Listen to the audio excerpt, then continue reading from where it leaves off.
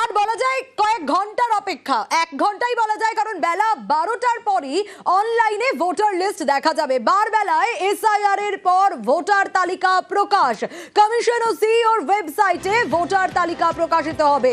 এবং এছাড়া আর কোথায় কোথায় কিভাবে নাম্বার কিভাবে যাচাই করা যাবে, কিভাবে দেখা যাবে ভোটার তালিকায় নাম রয়েছে কিনা, তার কারণ সাধারণ মানুষের মধ্যে অনেকেই এরকম রয়েছেন যাদের মধ্যে এই টেনশন এখন কাজ করছে যে নাম থাকবে না থাকবে না।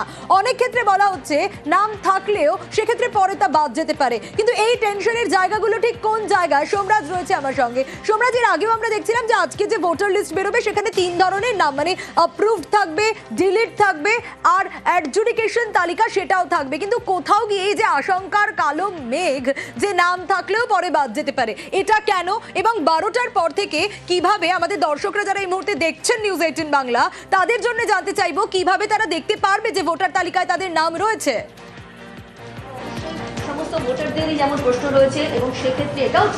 একদমই, দেখো আর কিছুক্ষণের মধ্যেই রেজাল্ট আউট হতে চলেছে। দুপুর 12টার পর থেকেই অনলাইনে দেখা যাবে। ইতিমধ্যেই তার প্রস্তুতি শুরু করেছে জাতীয় নির্বাচন কমিশন। জাতীয় নির্বাচন কমিশনের যে পোর্টাল রয়েছে সেই পোর্টালে গিয়ে যে কোনো ভোটার তার যদি এপিক নম্বর দেন তাহলে তিনি দেখতে পাবেন যে তার নাম কোন ক্যাটাগরিতে রয়েছে। অর্থাৎ যে 3টি ক্যাটাগরিতে ভাগ করে নির্বাচন কমিশনের তরফে আজকে তালিকা প্রকাশ করা হবে, সেই 3 ক্যাটাগরির মধ্যে তার নাম কোন ক্যাটাগরিতে রয়েছে তিনি সেটা দেখতে পাবেন দুপুর 12টার পর থেকে। এখনো পর্যন্ত কমিশনের তরফে যেটা বলা হচ্ছে অনলাইনে, আর অফলাইনে দুপুর 2টোর পর দেখা যাবে। দুপুর 2টোর পর অফলাইনে, অর্থাৎ জাতীয় নির্বাচন কমিশনের পাশাপাশি রাজ্যের মুখ্য নির্বাচনী আধিকারিকের দপ্তরের যে ওয়েবসাইট রয়েছে সেই ওয়েবসাইটে সেই তালিকা, অর্থাৎ পূর্ণাঙ্গ তালিকা, রাজ্যের 294টি বিধানসভার 80,681টি বুথের পূর্ণাঙ্গ তালিকা দিয়ে দেওয়া হবে। এবং এই তালিকায় যে 7 কোটি 8 লক্ষেরও বেশি নাম থাকবে তাদের মধ্য থেকে কাদের নাম কোন ক্যাটাগরিতে রয়েছে সেটিও পূর্ণাঙ্গভাবে প্রকাশ করে দেওয়া হবে নির্বাচন কমিশনের তরফে। দুপুর 2টোর পর এই তালিকা প্রকাশ করে দেওয়ার পর বুথে বুথে এবং এসডিও বিডিও অফিসে এই তালিকাও টাঙিয়ে দেওয়া হবে। ইতিমধ্যেই তার প্রস্তুতিও শুরু হয়েছে, তার কারণ নির্বাচন কমিশন ইতিমধ্যেই নির্দেশ দিয়েছে দুপুর 3টের মধ্যে কমপ্লায়েন্স রিপোর্ট দিতে হবে বিভিন্ন জেলা শাসকদের।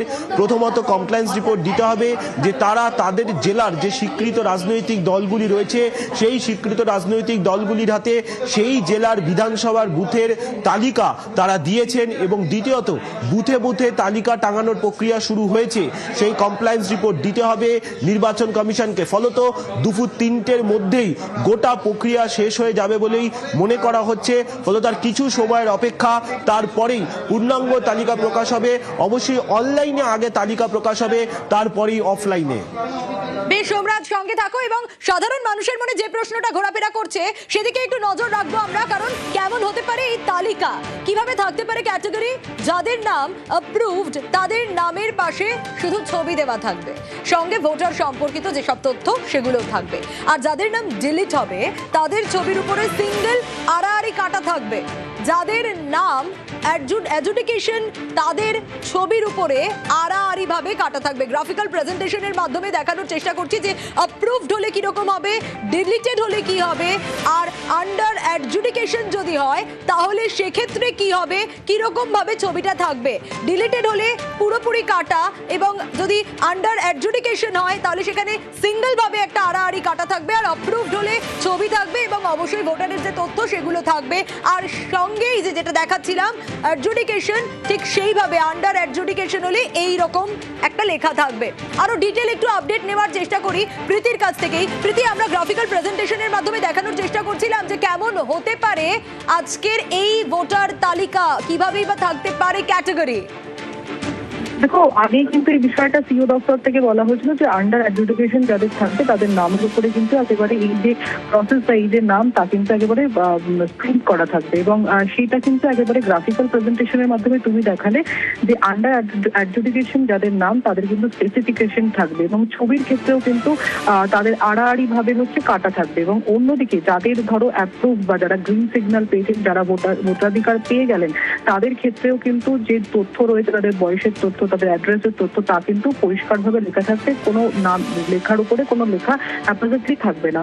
অন্যদিকে যাদের ডিলিট তাদের কিন্তু মেনশন থাকবে ডিলিট বলে, এবং তাদের ছবি কিন্তু আড়াআড়ি ভাবে কাটা থাকবে। সোনিয়া, বেশ।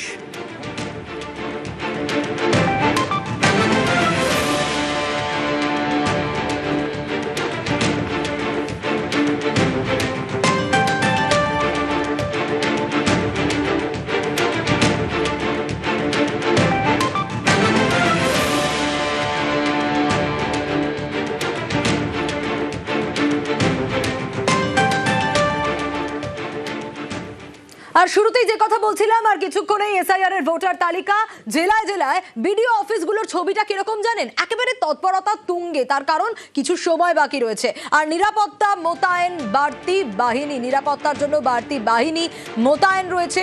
অনুপম রয়েছে আমার সঙ্গে, একটু ছবিটা জানতে চাইবো অনুপমের কাছ থেকে, কারণ জেলায় জেলায় বিভিন্ন প্রান্তে যদি আমরা নজর রাখি এই মুহূর্তে বিডিও অফিসগুলোতে অনুপম, তাহলে সেখানে এখন তৎপরতা তুঙ্গে।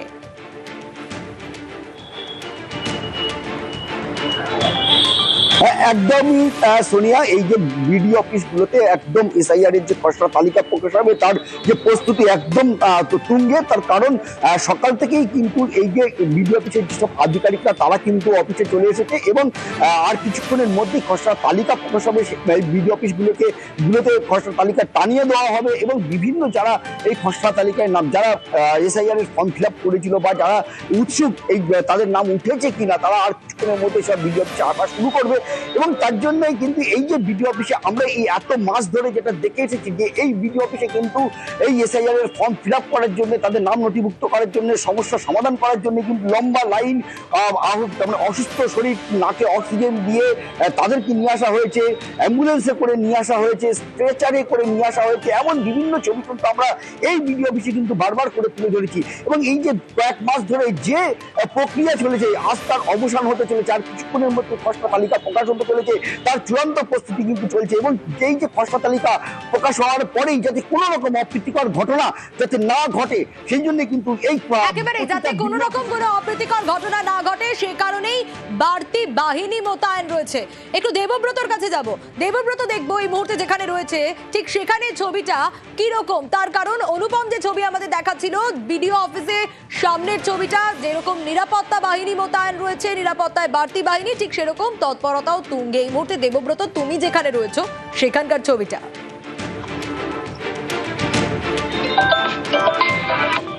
একদমই, দেখো বিষ্ণুপুর বিডিও অফিসের সামনে রয়েছি, এখানেও তৎপরতা রয়েছে। ধীরে ধীরে সমস্ত অফিসাররা বিডিও অফিস চত্বরের ভেতরে ঢুকছে। কমিশনের নির্দেশ মতো আজই কিন্তু ভোটার তালিকা প্রকাশ করার কথা রয়েছে। অর্থাৎ এই বিডিও অফিসে কিছুদিন আগেই দেখেছিলাম আমরা লম্বা লাইন, কখনো স্কুটনি, কখনো হিয়ারিং, সমস্ত মানুষ, কারো চোখে মুখে আতঙ্ক, মৃত্যুর ঘটনা পর্যন্ত ঘটেছিল এই বিষ্ণুপুর ব্লকে। তবে সেই সমস্যার সমাধান অবসান হয়েছে, অবশেষে আজ সেই তালিকা প্রকাশ করা হবে। কমিশনের নির্দেশ মতো এই বিডিও অফিসের বাইরেই তালিকা টাঙানোর কথা রয়েছে। সকাল থেকেই কিন্তু সেই ব্যবস্থা একেবারে তুঙ্গে রয়েছে। ইতিমধ্যেই সমস্ত অফিসাররা বিডিও অফিসে আসছে একে একে। পুলিশের পক্ষ থেকে নিরাপত্তা রাখা হয়েছে। সব মিলিয়ে কিন্তু সকলেই তাকিয়ে রয়েছে আজ দুপুরের দিকে কখন ভোটার তালিকা বার করা হয় এবং বিডিও অফিসের সামনে তালিকা প্রকাশ করা হয়, সেই দিকেই কিন্তু নজর রয়েছে সকল মানুষের। সোনিয়া, বেশ।